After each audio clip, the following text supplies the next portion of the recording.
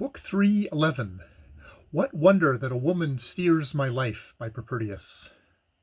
What wonder that a woman steers my life and drags a man enslaved beneath her laws? Why trump up the nasty charge of cowardice because I can't smash my yoke and burst my chains? The sailor better forbids the approach of death.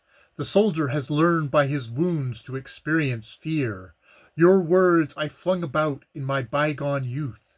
Learn now to be afraid by my example. The Colchian drove the blazing bulls beneath the adamant yokes, sowed fights in the warrior-bearing soil, and shut the guardian's snake ferocious gapings, that the golden fleece might go to Asyom's home. Ferocious Amazonian Penthesilea once dared on horseback to harry with arrows Danaan ships. Her dazzling beauty conquered the conquering man after the golden casque laid bare her brows.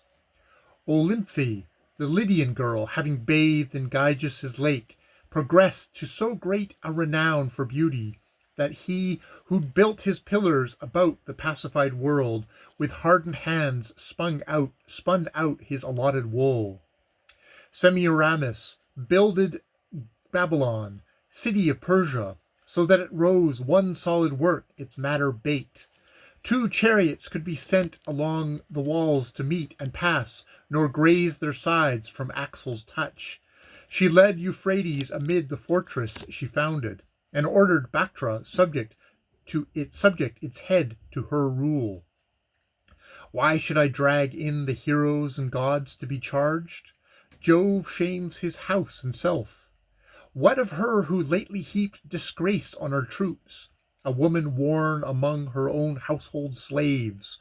She claimed the walls of Rome and the Senate, assigned to her rule as the fee for her filthy marriage. Noxious Alexandria, land most skilled in guile, and Memphis so often bloody from our ills, where sand stripped off from Pompey his 3 triumphs. No day take away that stigma, Rome. Better had your funeral marched on Phlegra's pain, or your fate been to bow your neck to your father-in-law. Lecturous Canopus, prostitute queen indeed, our one stigma branded by Philip's blood, dared to oppose her yapping Anubis against our Jove, to constrain the Tiber to tolerate Nile's threats, to usurp the Roman trump with a clattering rattle, to pursue Liberian rams with punted barges, to spread her disgusting gaze on Tarpeian's rock, giving judgment amid Marius' arms and statues. What use now to have shattered Tarquin's axes, whose proud life brands him with that same name proud, if a woman must be endured? Grasp at the triumph, Rome, and in safety beseech long life for Augustus. You fled to the wandering streams of cowardly Nile. Your hands accepted Romulus's fetters. I saw your arms all bitten by sacred adders, and limbs drawn torpor in by secret paths. With such a citizen, Rome, you have no cause to fear me. So spoke even a tongue submerged by incessant wine. The city high on 7 hills that guard the world was terrorized by a female Mars, and feared her threats. Where now are Scipio's fleets?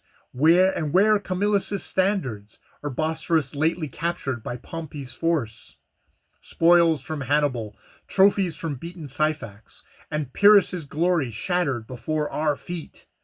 Deciding his own memorial, Curtius filled the chasm. Decius breached the lines with his charging horse. Colchis' path bears witness to the severed bridge. To one a raven gave his surname to keep. The gods founded these walls, and the gods preserve.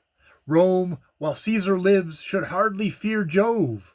Actium's Apollo shall tell how the line was turned. One day of war carried off so great an array. But you, whether you seek or leave the harbor, sailor, on all the Ionian sea, may you remember Caesar. That is Book 311.